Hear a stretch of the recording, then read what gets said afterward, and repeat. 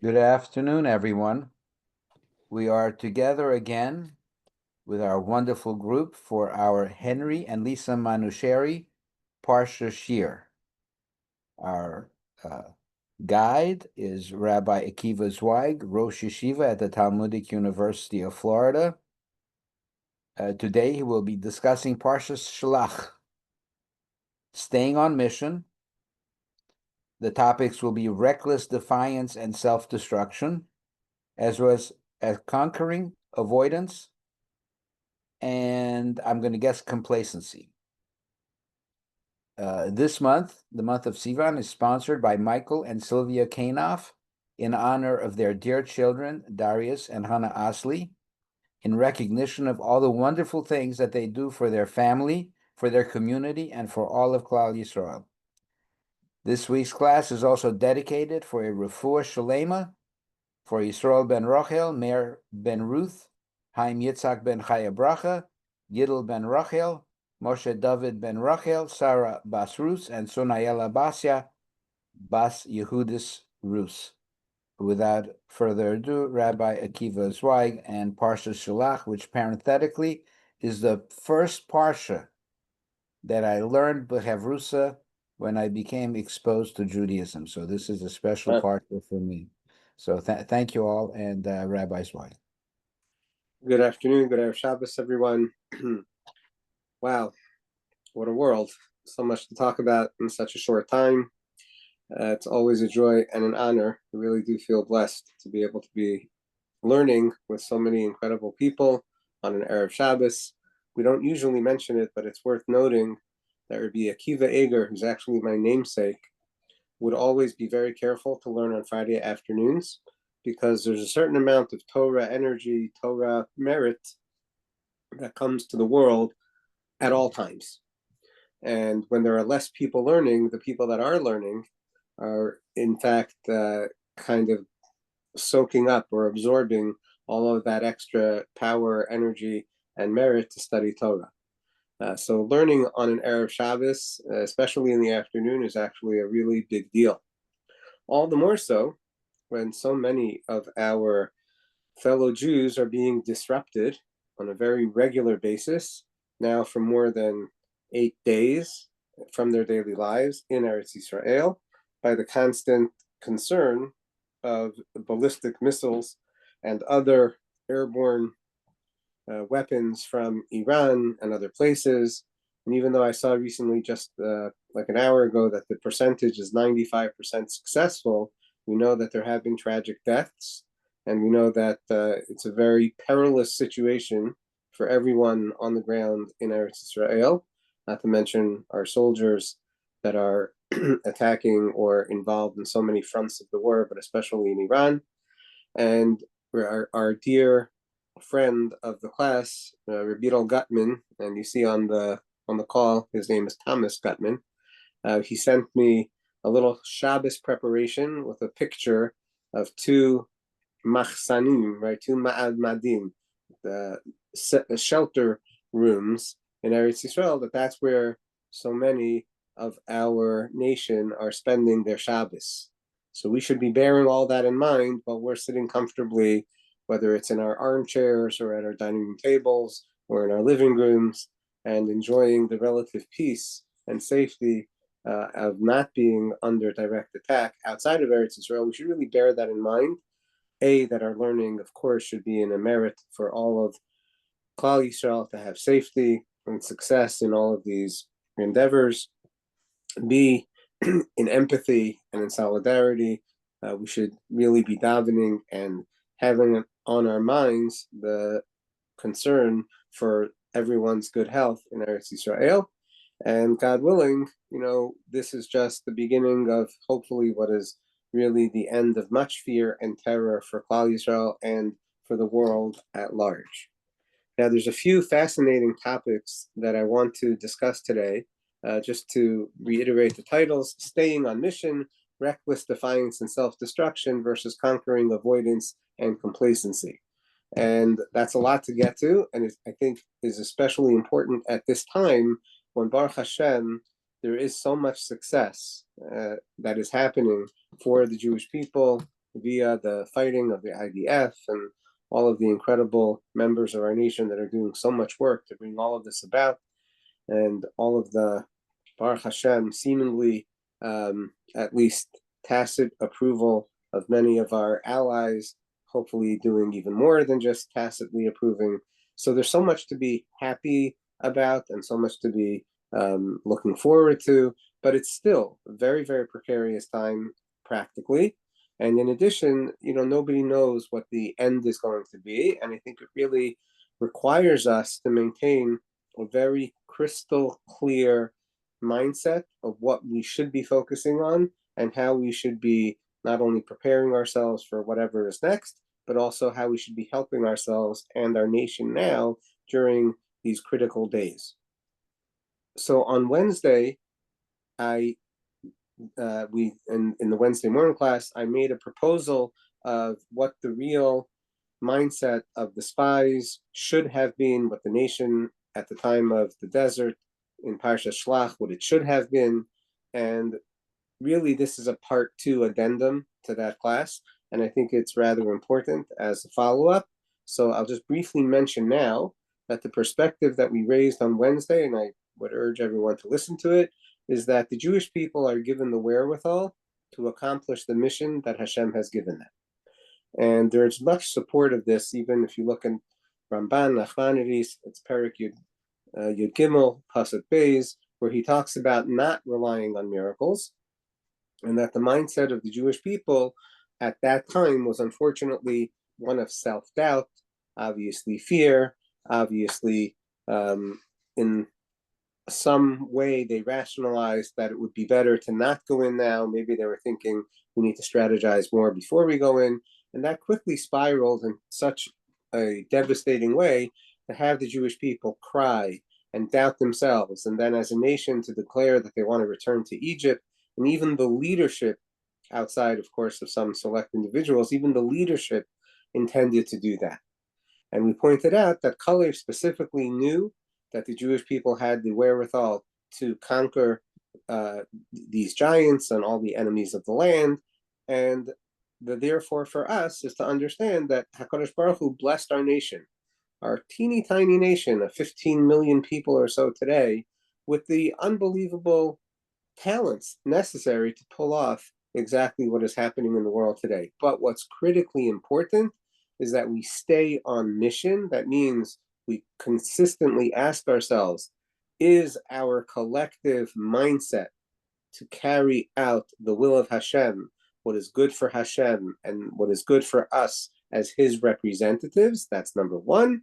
And then number two is, if the answer to that is yes, and we identify this as a mission, so then we need to use all of our talents and resources in the natural world that Hashem blessed us with in order to carry that forward to accomplish the mission. Now, let's look at the flip side for a minute. I think our friend Dr. Finkelstein just joined us, and most of this week I kept hearing him say, what losers? Those people are losers.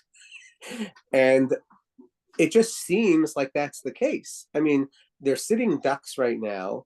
The percentage of missiles are going down, and there's absolutely no backing down that we hear of from the mindset, yeah, as long as Israel continues to be the aggressor, we're not going to talk about, enriching uranium. And in the meantime, they're getting decimated. Not to mention that so many of the people seem to be against them. There's so many reports on that front.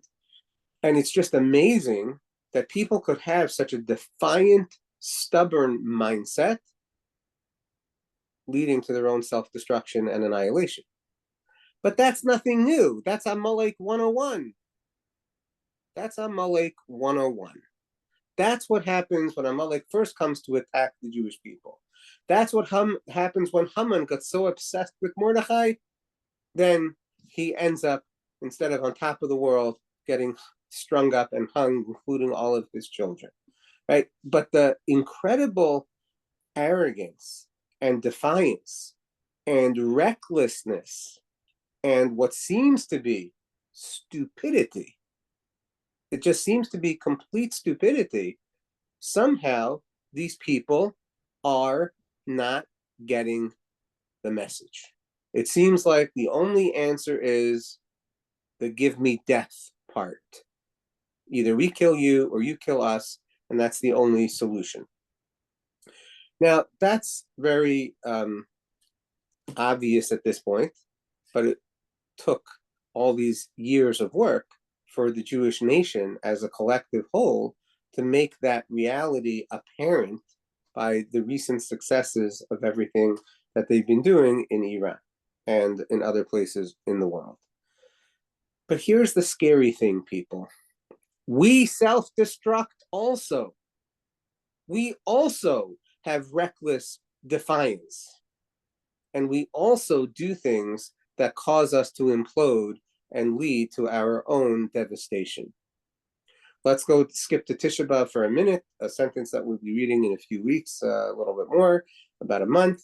On the day of Tisha B'Av, we read, Ki solid banim uvnei banim v'noshantem ba'aretz, when you will give birth to children and to grandchildren, and you will become old in the land. And a better word, in my humble opinions, and you will become complacent in the land. You'll just get used to all the bounty and all the security and the fact that we've gotten away with various transgressions, such as not keeping the Shemitah cycle according to the rabbis, and many other things, and we get used to the materialism. But now let's come back to modern history and talk about, well, where were we at as a nation 2.5 years ago?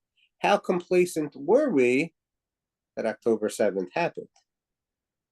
And before that, what was really the focus of our nation? Was it not an extreme interest in materialism and success, the startup nation, the wealth, etc.? Sure, we kind of dealt with what we thought were our enemies and kept them at bay, but were we focused on what does Hashem want from our nation, or were we focused on our economic security, our ability to continue succeeding, to get money and power in various ways? What was our real collective focus?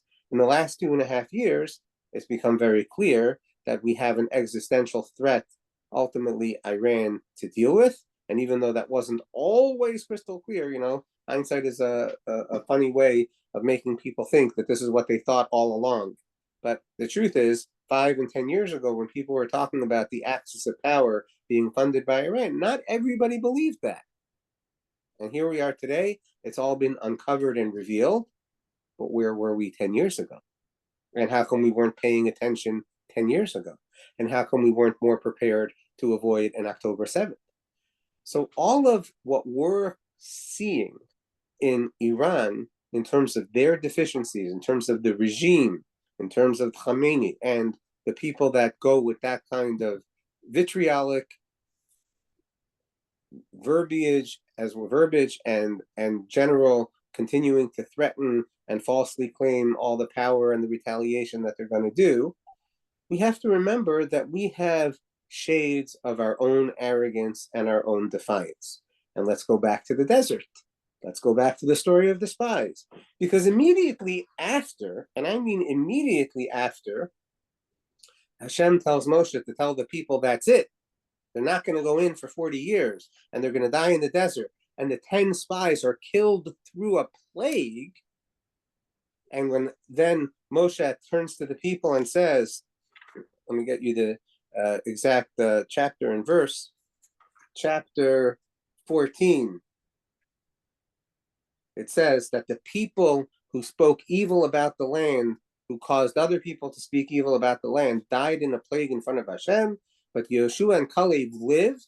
And Moshe tells these things to the Jewish people about the future of the Jewish people wandering in the desert, and the people mourned very much. They became mourners.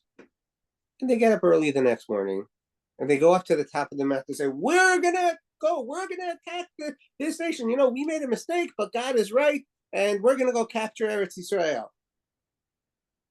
They don't even ask. They just go up, literally, defiantly doing that. We're going to talk about a particular word here in a second. And they're going to say, oh, we made a mistake. And Moshe said to them, why are you doing this? Why are you transgressing what Hashem said? Hashem already told you, you got to travel back into the desert. Don't go up. Hashem is not in your midst. and don't get decimated by your enemies. Don't get struck down by your enemies. Because the Amaleki people are there and the Canaani people are there. And if you go there, you're going to die by the sword because you turned away from behind Hashem, and Hashem will not be with you. Now we talk about the ingenuity of our people. Do they listen to Moshe Rabbeinu? Do they pay attention to the fact that their 10 spies that they were backing just the night before died in a plague, and Yeshua and Kalev lived?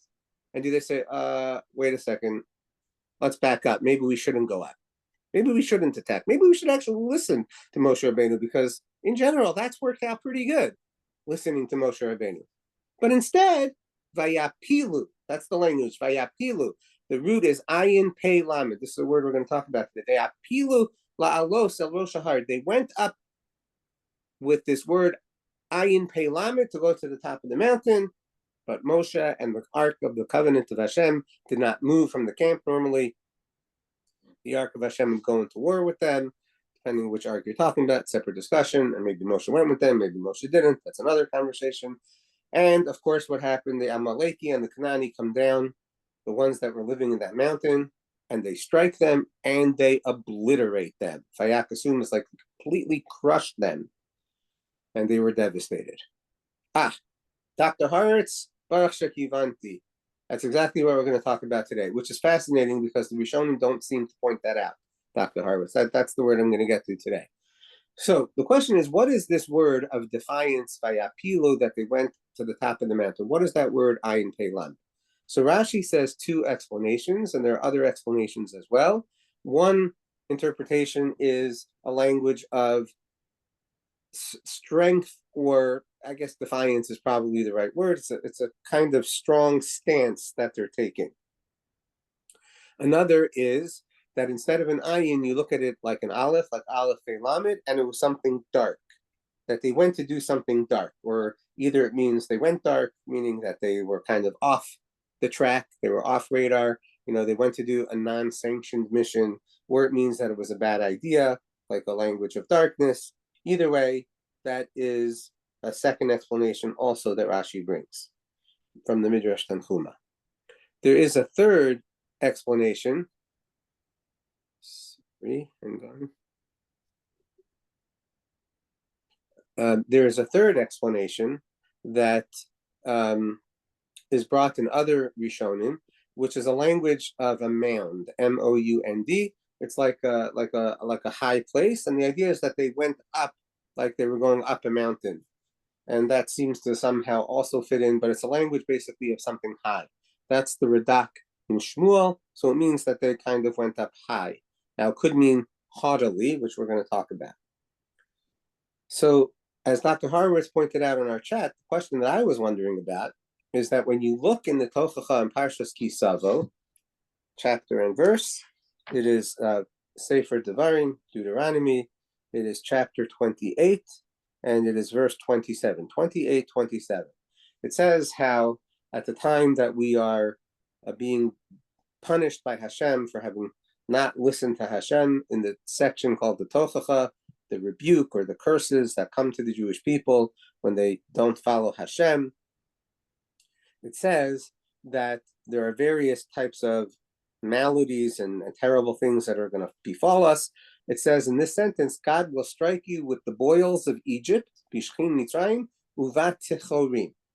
Uvat Techorim is generally understood to mean hemorrhoids, like boils in the most uncomfortable place. Okay? Uvat Techorim. Now that's the way we read it, meaning when we read the Torah, like in Shul, we say the word Uvat Techorim. But the truth is, that's not the word that's in the Torah. The word that's in the Torah is the word we're talking about, Uvat Polim. Beis Ayin Pei Lamed Yud Mem.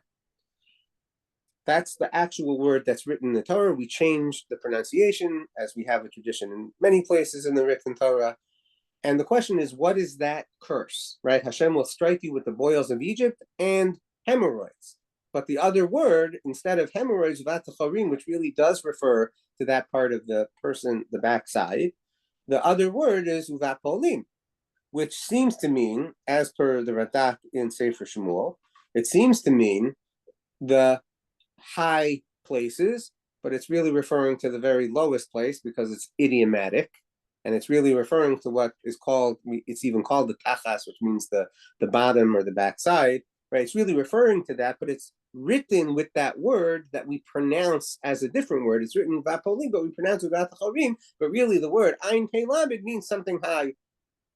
So it's just a fascinating idea that the word that we're talking about in our Parsha, that the people went up defiantly the next day, when Moshe specifically told them, don't do that, is the word that is substituted later to mean the backside or hemorrhoids. That's the word. Now, I'm still very baffled that the Rishonim don't seem to point this out directly, but it seems that maybe, at least according to the Radak in Sefer Shmuel, we would understand it to mean as follows. And from this, we're going to begin our idea. Just I'm not going to explain it fully now. We would understand it to mean that they had a real haughtiness. They went up with an arrogance that they had. And we're going to define what that arrogance is in a minute, because they're not listening to Moshe. They're not listening to a direct order from Hashem, don't do it, and you will be decimated. And furthermore, they just saw the 10 spies die in front of them, and they're not paying attention to that either. That's just incredible. And we have to ask ourselves, how do we conquer that kind of arrogance, that kind of reckless defiance that really leads to complete self-destruction, like is happening on the one hand, God willing, with the evil regime in Iran. And by the way, at the same time, we should be davening for all the Jews that are in Iran and for their safety. And how do we conquer that? Plus the general concept that we seem to fall into complacency very often in our history. What do we do about that? Okay, so that's our overall question, is what is this defiance that the people had? How could they be so badly miscalculating and doing something so egregious? And then secondarily, that how does it relate exactly to this word arrogance or high or haughtiness? And how does that also then relate to the backside, which is what it is talking about in the Tochacha? It almost saying like these people are a bunch of you-know-whats. That's literally what it seems to be saying. Last question that I want to deal with, and that's really the overall big question. The second question, which is the last question that I want to deal with, is that the very next section in the Torah talks about that when you go into the land of Israel and you're going to do various kinds of donation offerings and promises, or you're going to offer offerings on your holidays, you need to know that all the offerings need to come with some kind of wine and some kind of oil, and depending which kind of animal determines the amount of wine and the amount of oil. Talk about non sequiturs, right? What does one thing have to do with the other? It's really baffling. The Baal HaTurim makes a comment that I'm going to talk about in a minute, but also as an aside, which is a fascinating thing that I never had any inkling of an insight at all. And it's bothered me for years. And literally 2 minutes before we started the shiur today, an idea started to form in my mind that I want to share with you. And the question is that we have the concept of offerings, so bringing an animal offering, and we have this associated concept that every offering that we bring has kind of an appendage offering in the form of oil and wine, or flour and oil and wine, right? It's called a mincha. So we call that typically nisachim. Nisachim means libations. So either it refers to the wine pouring or it refers to the flour and oil offering. All of that are called part of the libations. But in the desert, there were no libation offerings brought, which is one of the reasons that it's separated out seemingly from the other offerings that are mentioned in Leviticus. But either way, what's this idea in general of these appendage offerings, and what does it have to do with the mapilim and the story of the spies? It seems to be completely disconnected. So question number one is, how do we conquer this arrogance and complacency, and how can we understand, in light of what just happened in the desert, now these people are going up and deciding to defy the direct advice of Hashem through Moshe Rabbeinu that they shouldn't get themselves killed, and telling them that they're not going to be successful, but they go and they do it anyways. Kind of a little bit, God forbid, like the state of Israel is worried that people are not taking seriously enough the threat of the missile, so they keep sending warnings to make sure that, look, this is not possible to get rid of every single missile, right? And we see miracles, but unfortunately we also see some tragic deaths. So don't be brazen, don't be defiant, right? Take the necessary precautions. But yet over here they did not. And then what does all this have to do with these appendage offerings that we call the Nesachim that is immediately juxtaposed here in the Torah? So what I'd like to do is suggest the very simple concept that it's easy for all of us to get lost in our thinking about what does Hashem want.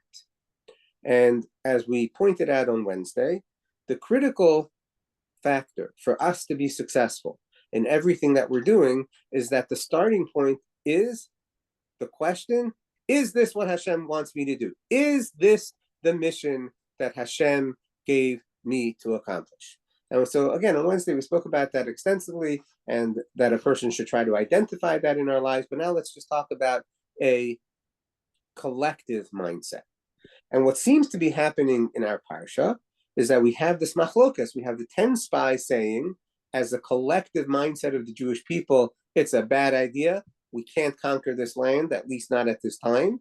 And then we have the two, Kalev and Yeshua, saying, yes, we can. And trying to present in front of the people, yes, we can. And then overnight, the entire nation sides with the 10 spies. And then, of course, the decree about staying 40 years in the desert happens, and the 10 spies die. Now, the next day, if you read the sentences carefully, it seems like we're not talking about a small group of people. We're not talking about a small group. We're talking about the same Jewish people. Now, interestingly, I have no idea how many people went up and how many people were killed. I have no idea of the actual number. But it is clear that we seem to be talking about all the Jewish people, because the Torah says in sentence 39 that Moshe spoke these things to the whole Jewish people, Kol B'nai Yisrael. And then it says in the next sentence, they got up early in the morning and they went up to the top of the mountain saying, no, we're going to go up to the place. It sounds like the whole Jewish people. So at least this group of people, at the very, very minimum, in their minds are representing the whole Jewish people. At the very least, that's what's happening. And so my point is, especially when we're going to represent a perspective as the whole Jewish people, we better be sure of one thing. This is the mission that Hashem sent us to do. And it's great that they want to go get Eretz Yisrael, because Hashem did tell us to go get Eretz Yisrael, but they were a day too late and $1 short. Because since they failed the day before, Hashem no longer said, now is the time to go into Eretz Yisrael. In fact, Hashem said, it's not the time to go into Eretz Yisrael. The real incredible power of the Jewish people, though, is that they should be able to accomplish anything that they collectively put their minds to accomplish. That should be true. That really ought to be true, because Hashem gave us that much ability, that much talent, that much resolve, that much determination, that much cohesiveness. It should be possible, and all you need to do is look at what's happening in the world today. But not if it's not what Hashem has given us as his mission. And so the arrogance, the haughtiness, which is really a nice way of saying that they're thinking with their backside instead of with their head, is to ignore the fact that no matter how skilled you think you are, and no matter how determined and how brazen and how defiant and how courageous, it is not the thing to do if it is not the mission of Hashem. Simple as that. Where we succeed is when we are on the mission of Hashem. Where we fail is when we are not on the mission of Hashem. And therefore, the Torah is telling us that there's an incredible synchronous relationship, a partnership that we, the Jewish people, have with Hashem. It's really something almost magically metaphysical. On the one hand, Hashem has given us all of this ability, all of this wherewithal, all of this talent. And on the other hand, Hashem says, I want to be in partnership with you, and I am in partnership with you. But when we are not synced, so then all the real world technology and ability and mental strength and acuity and ingenuity that you have, it's not going to work. Not because it shouldn't work practically, but because the only purpose of the Jewish people is to be on the mission that Hashem told them to be on. That's why we exist. That's the reason he gave us all this real world capability. But if it's not on that mission, if we don't stay on point on what the mission is, then all of the ability in the world can lead to October 7th, which still nobody can understand. Look what's happening in the world. How did October 7th happen in light of every capability that we see that we have as a nation today? Nobody can get over this mission of the Mossad being inside Iran and having a factory to take out, the missiles from inside Iran. Nobody understands how these people can do it. No, where every nuclear scientist is, and where every leader of the Iranian regime is, but yet October 7th can happen in such a devastatingly egregious, negligent, and worse way than we could ever imagine. Nobody can get it. But that's what happens when we become complacent and when we're not focused on the mission that Hashem wants us to do. And the thing that we all need to do now is make sure that the reason that we are being cohesive and the reason that we are organizing, the reason that we are strategizing is not so that we can become wealthy, not so that we can live freedom lives of just quietude and being able to do whatever we want. That kind of liberty is not Jewish freedom. The reason we're doing all of this today is so that we can appreciate one another more in harmony, so that we don't have to be afraid of going to shul and daven, so that we can, yes, organize and sit together and learn and study and figure out how to improve ourselves as people, how to grow ourselves and build the next generation of Jews that are morally conscious and ethical and want to bring more good to the world, so that we can pay attention to the threats, to the contagions of the world that is threatening not only our people, but the entire civilized world. If that's why we are going to work together, and if that's what our focus will be, for sure that's the mission of Hashem, and for sure we will succeed. But if instead we become arrogant enough to go off-road and to imagine, well, maybe what we really ought to be doing is thinking about how to be more pluralistic, even though it doesn't follow what the Torah tells us to do. Yeah, that's an attractive way of thinking. It is. But it's not correct. The mission of Hashem is to study the Torah and to know what the truth is and to work on improving in that regard. We don't expect perfection, but we have to look at the Torah as where we are striving to get to, not only for ourselves, but for our whole nation. And if that's not our collective focus, then we will not succeed. So right now, existential threat, Jewish people in danger, we need to remove this nuclear option from the hands of these insane people. Sure, that's important and that's on mission. But if combined with that is not the idea that we are in the mission of doing all these things so that the Jewish people can help themselves and the world come close to Hashem, we will fail. Vihi lo sitzlach. It will not succeed. And right now, in the time of the desert, the Jewish people needed to go back into the desert, and they needed to take their medicine, and they needed to get the next generation ready to enter the land of Israel. That needed to be their focus. No, we can do it now. Now we can do it. Because they weren't happy with the result. But they completely ignored reality again. And we sit here and wonder, but how could people be so stupid and ignore reality? The answer is because they want to. How could we be so stupid? So many people have asked me, what's going to happen? I said, all I can tell you is that every single prophet ever said that the Jewish people have to self-improve. Every single prophet. The Jewish people have to self-improve. The answer is not out there. It's in here. And then, yes, we can also do amazing feats of technology and ingenuity like the IDF. So the idea of the Nesachim. First, let me tell you the Baal HaTurim. We'll do a couple more minutes here, and then we'll get to everybody's comments and questions. The Baal HaTurim says the reason for the juxtaposition of these mapilim, these people who are literally acting like the backside with their brains in their backside, because that's what it is. Sorry, folks, but that's what it is juxtaposed with the Nesachim, is because when people go out to war, they have a tendency to make promises, to make vows. Hashem, if you will help us succeed, I'll bring an offering. And we see this many times, that people would bring offerings or other things as a merit for success in battle. And so he says that's the reason that the sections are connected, the people making all these promises, etc. I would like to take that one step further and say that idea of making promises is very good, because hopefully it reminds us that we are in a relationship with Hashem and that we need to do better with Hashem. We need to improve ourselves. We need to commit more. That's what promises and vows are all about.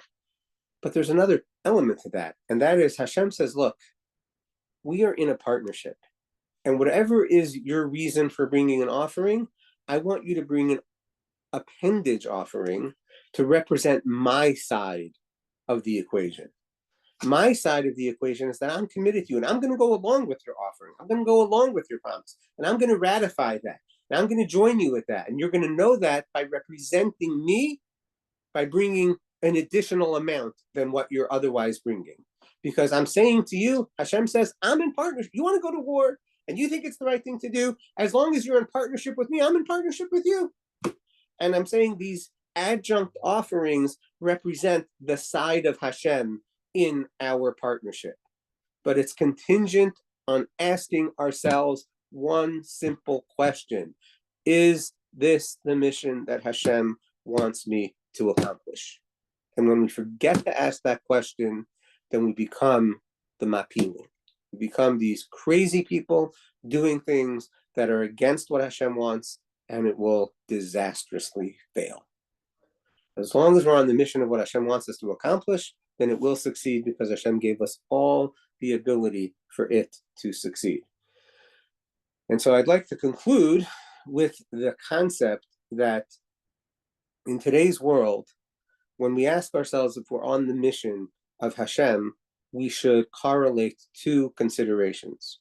Is this going to make us a better Jew and a Jewish people? Whatever it is. Is this genuinely going to help us improve to be a better Jew? Am I going to be more caring, a more sensitive, more responsible Jew? That's corollary point number one. And corollary and point number two is, am I asking myself enough times, am I on a mission? Or am I getting into complacency?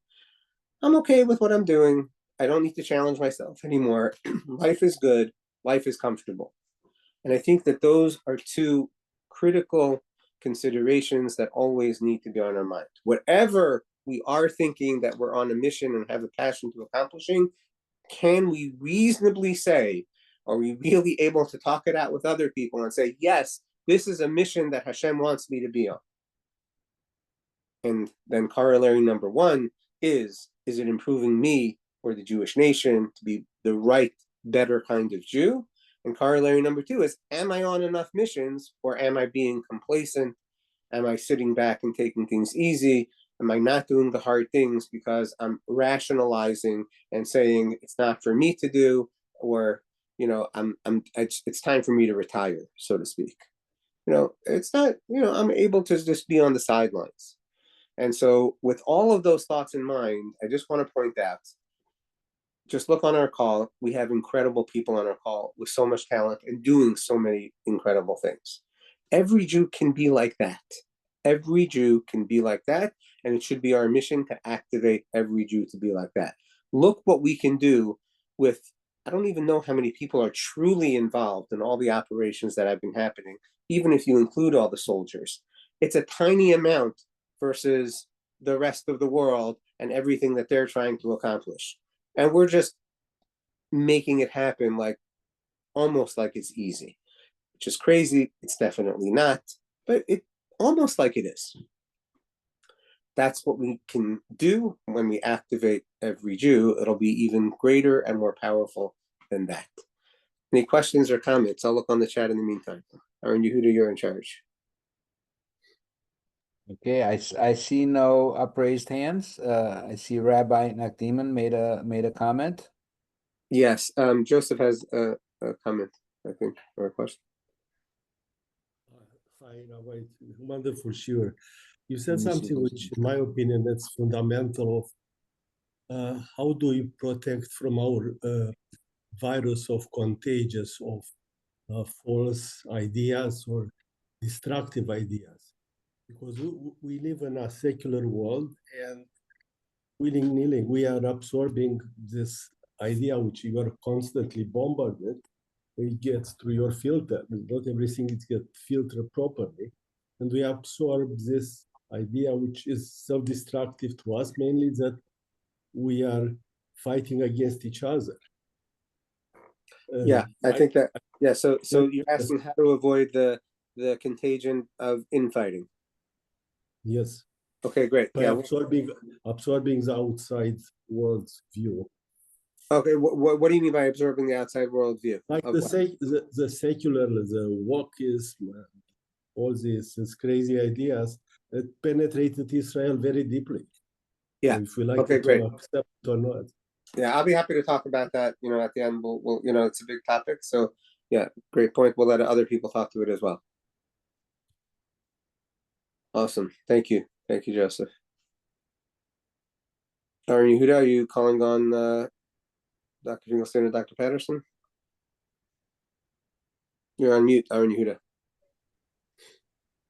Aaron Yehuda, you're on mute. Okay, I'll do it. I see Dr. Patterson and then Dr. Finkelstein, two very distinguished scholars in our group. So go ahead, Dr. Patterson. Thank you. And thank you, Rabbi. It's good to be learning with you again, learning from you.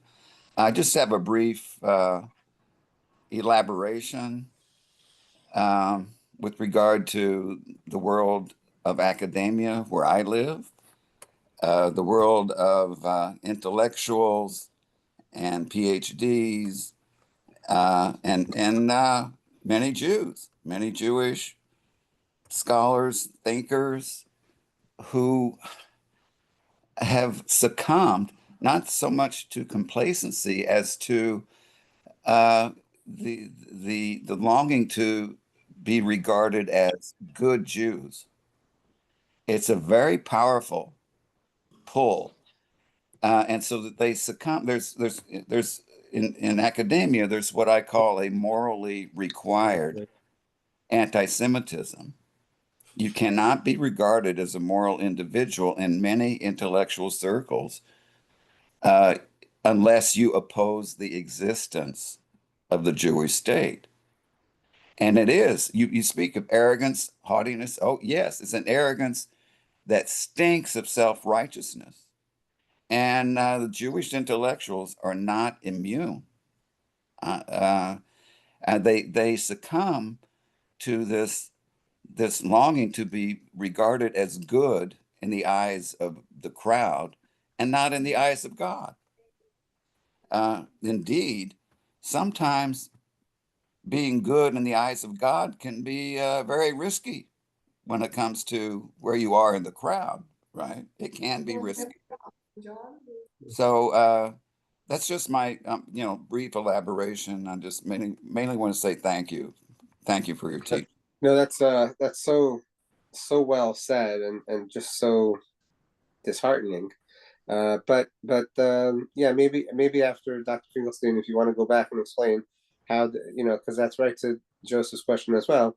How can we convince the Jewish intellectuals to have the appropriate mindset to not fall victim to that craziness? Dr. Finkelstein? Well, yeah, it's kind of in line with what Dr. Patterson was saying, is that you were talking last week about these losers, and the problem the Jewish people have is how to be a winner, right? The problem they have is that Hashem has how does somebody who has great talent end up being in a place where they can justify almost the survivor's guilt of having that, right? How do you justify the kind of how do you justify the it's like, and I think when somebody is born with great talent, great attributes and great capability, and like, it's like, if you think about it, there is no merit of that person in possessing those things. Those really are God given, right? So to some extent, I think that, like, when we think about our choices and we think about how to channel our energies, when we talk about being the chosen people, it's this paradox, because on the one hand, right, that's us like giving a kind of admission to being selected by God, right? And on the other hand, that's God's doing, right? It's not, we're actually like, we're actually affording ourselves an opportunity to embrace our values as winners because it's been aligned with something we've been selected for. We didn't game the system to do this, right? So I think there's like a move there here's the problem, right? The self-doubt in the face of the arrogant posture of like the secular world and idolatry, like the arrogant intentional diminishing of Jewish life makes the conundrum of Jewish life not like, how do we not be like Amalek? Like, that isn't the problem. The question for us is, how do we kind of arrive at our own value as winners and kind of step into that with confidence? Because I don't know, I mean, have you met us? Like, we're a really rowdy bunch and we're really messy and there's a lot that is wrong with us, right?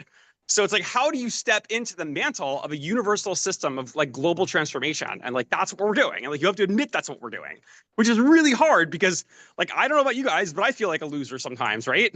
And especially when I think about how big that mission is, I definitely feel like a loser. So I think, I guess I got like why, like what the problem is. Then the question is like, how do we make sure we don't retreat from our destiny? How do we make sure that we're arming ourselves with this kind of like, careful and scrutinized confidence? Awesome.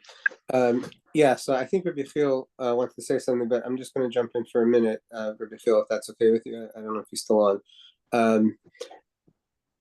To me, it's all about acceptance of mission and the responsibility that goes with that. And it's daunting to be a person of responsibility and to take on tasks. And most people try to avoid that because it is so difficult. It is often also very lonely. When people in any arena take on the lead role, they immediately become a target of so much negativity, always. And the concept that we have this chosenness is really a concept of being responsible to transform the world, exactly like you're talking about. And when we accept it as a role of responsibility, that forces us to say, okay, what is the mission? How do we accomplish it appropriately? And to check ourselves, and what is my true intention? Am I really being of service, or am I really having a different agenda? To me, that's what we all need to do.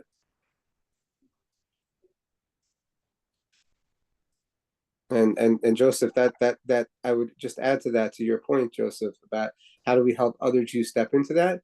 There's two magic formulas, one that everybody here knows, which is called the Torah. So any encouragement that anybody can have of any other Jew to do any kind of study, any book, any authentic Torah book is a major beginning. And the second is Shabbos kept the right way. Because when we keep Shabbos the right way and we invite people into that dynamic, they can't help but feel this just makes sense. And it's so warm and it's so good. Those are the two shortcuts that I know. Rabbi, I have my hand raised, but I believe Please. Henry looked like he wanted to say something. So Henry, did you have a comment or? Yeah, I thought I saw a finger. Go ahead. Yeah, I have a question and then some comments, if I may. Everything you said about this uprising and the arrogance and everything else, it's something that we're seeing a lot of today. I mean, I've been in the U.S. for 47 years. I've never seen such a movement to the left and a movement on the right, and people being so far apart. And even now with the war, there are some people on the left that are making these bizarre comments, like, why do you go into Iran and do this, and you got to risk lives. And my question is, the Torah, I guess, gives a lot of pointers, and October 7th was a very large demonstration of the fact that it was the lack of unity that led to the lack of intelligence. I mean, look at what they're doing now in Iran, and with what they did in Lebanon with the beepers, and there's much more coming. I mean, they're so powerful, they're so capable. But that's when we had the judicial reform protests, which we talked about many times before. So my question is, what is the timing that this has to, this gap between the right and the left? And why is it so people on the left? Where is this craziness coming from? Is this because there's no Hashem in their life?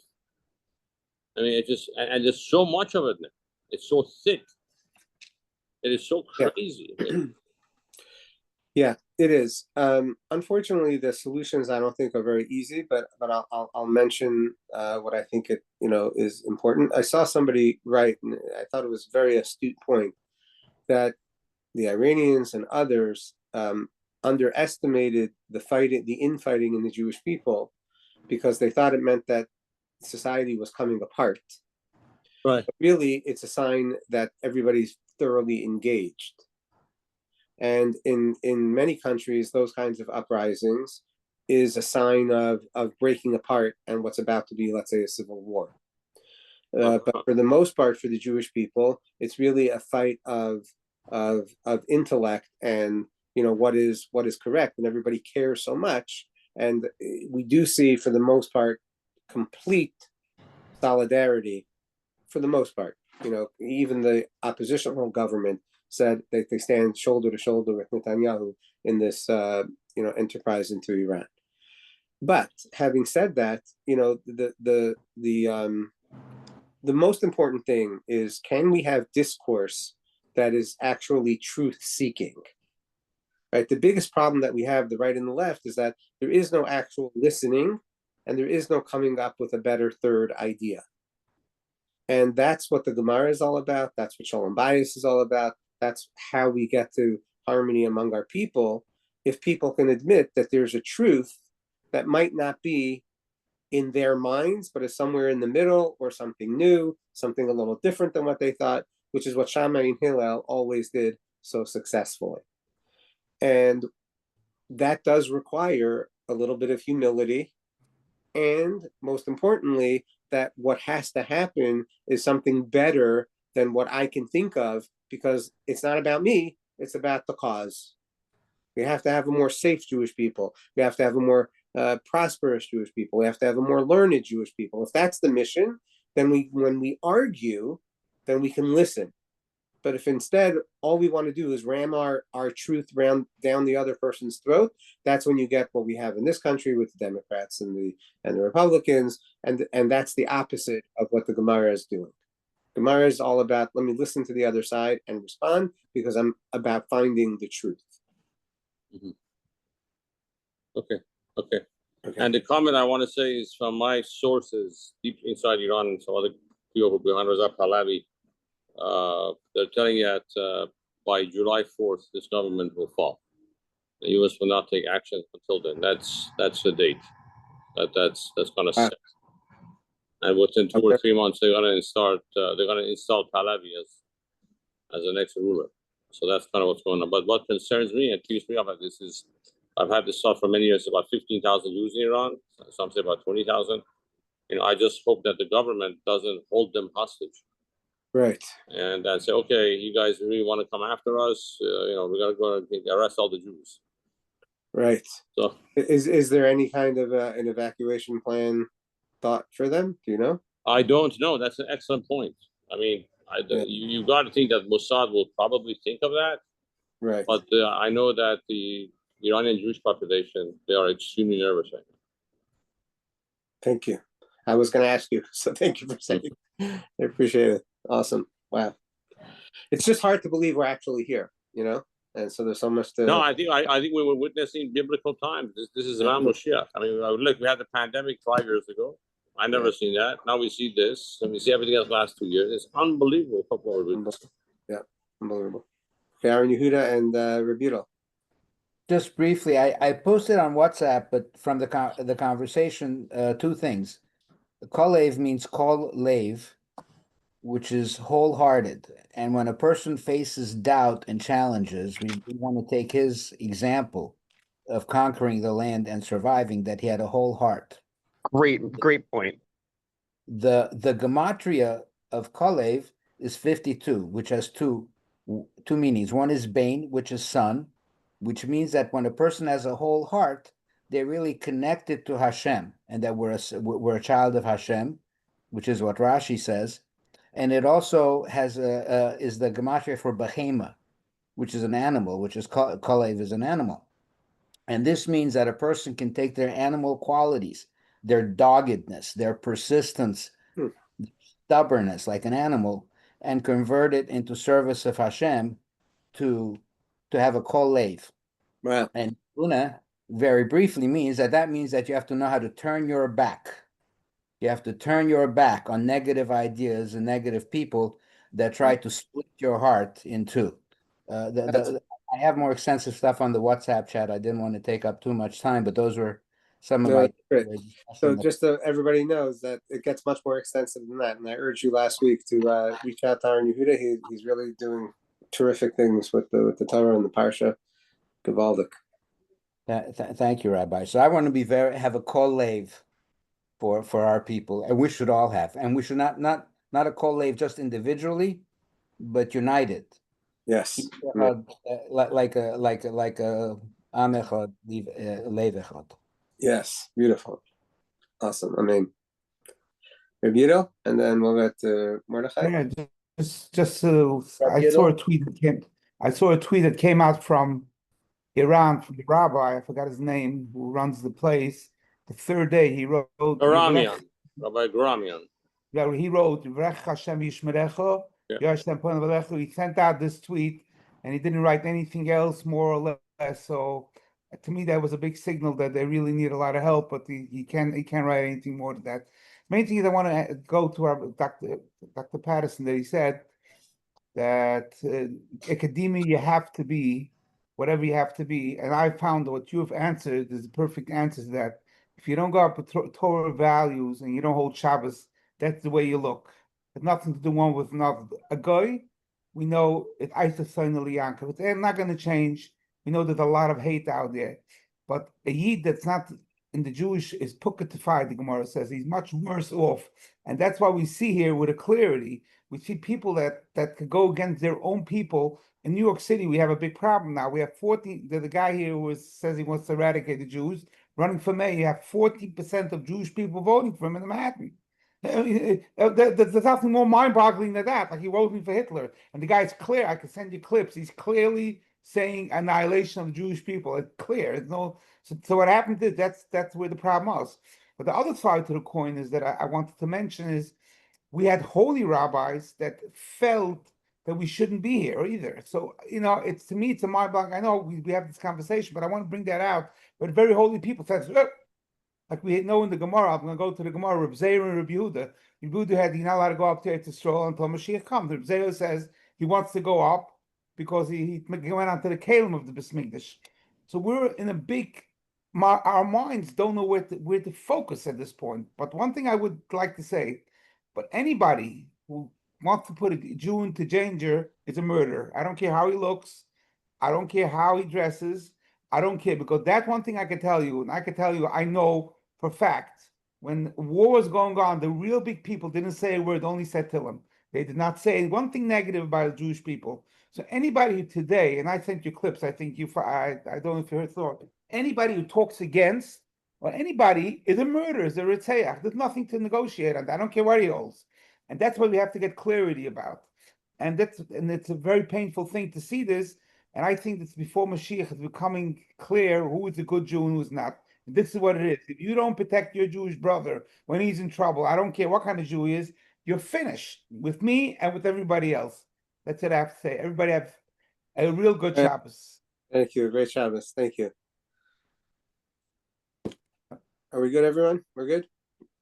Rabbi, you still owe me something, Did you look at the clip I sent you? Yeah, I'm supposed to send you my thoughts, right?